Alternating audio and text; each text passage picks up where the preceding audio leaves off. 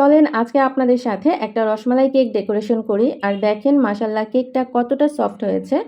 এজন্য প্রথমেই আমি টার্ন টেবিলের উপরে একটা কেক বোর্ড নিলাম আর এতে সামান্য ক্রিম লাগিয়ে নিলাম, যাতে করে কেকটা বোর্ড থেকে সরে না যায়। এরপর কেকের একটা স্লাইস দিব, তার উপর দিয়ে দিব রসমালাইয়ের রস। আর এই রসমালাইটা আমি বাড়িতেই তৈরি করেছিলাম আর খেতেও মাশাআল্লাহ অনেক মজা হয়েছিল। এবার আমি দিয়ে দিব রসমালাই ক্রিম। আর এই ক্রিমটা যখন তৈরি করেছি তখন আমি এতে রসমালাই ফ্লেভার দিয়েছিলাম, যার কারণে ক্রিমটা খেতেও অনেক বেশি মজা হয়েছিল। আর ক্রিমটা একটু সমান করে লাগিয়ে নিচ্ছি একটা প্যালেট নাইফের সাহায্যে। যখন কেকটা কাটা হবে এতে করে কেকটা দেখতে অনেক ভালো লাগবে। এবার কেকের দ্বিতীয় স্লাইসটাও দিলাম আর আবারও দিয়ে দিচ্ছি রসমালাইয়ের রস। আর এই রসমালাইয়ের রসটা যখন দেওয়া হবে কেকটা খেতে অনেক বেশি ভালো লাগবে।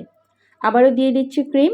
আর চেষ্টা করেছি প্রত্যেকটা স্লাইসে সমানভাবে ক্রিম দেওয়ার জন্য, এতে করে কাটার পরে কেকটা দেখতে ভালো লাগবে।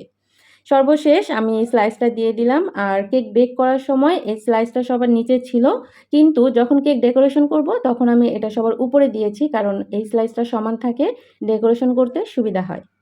এবার আমি ক্রাম্প কোট করে নিচ্ছি সামান্য ক্রিম দিয়ে। আর ক্রাম্প কোট করার সময় খুব বেশি ক্রিম দেওয়া যাবে না, কারণ এটার উপরে আবার ফাইনাল ডেকোরেশন হবে।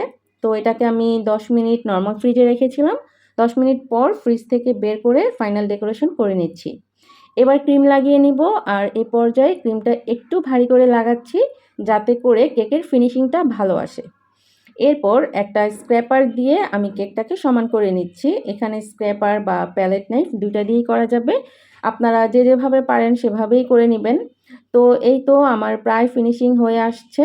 তো মনে হয়েছে যেখানে ক্রিম কম সেখানে আরও একটু ক্রিম দিয়েছি। ফাইনালি আমি একটা ছোট স্টার নজেল দিয়ে কেকের উপরের বর্ডারে এই ডিজাইনটা করে দিচ্ছি।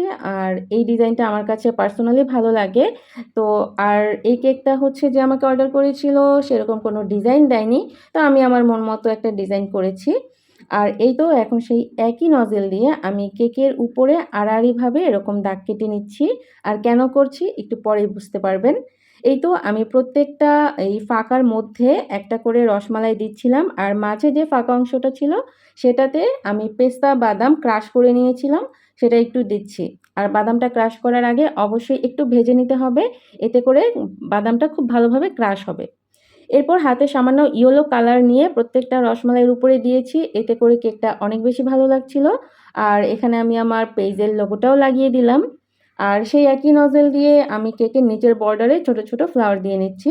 আর পুরোটা কেকের কাজ আমি একটা নজেল দিয়েই শেষ করেছি। এরপর সাইডে গোল্ডেন এডিবল যে লিফটা সেটা অল্প অল্প করে লাগিয়ে নিচ্ছিলাম, দেখতে খুবই ভালো লাগছিল। আর সবশেষে এখানে আমি গোল্ডেন ডাস্ট কালার দিচ্ছি স্প্রে করে। আর এটা দেওয়ার পর রসমালাইগুলো এত ভালো লাগছিল কি বলবো। এই তো আমার কেক ডেকোরেশন হয়ে গেছে আর লোগোটাও লাগিয়ে নিলাম। কেকটা কেমন হয়েছে অবশ্যই জানাবেন।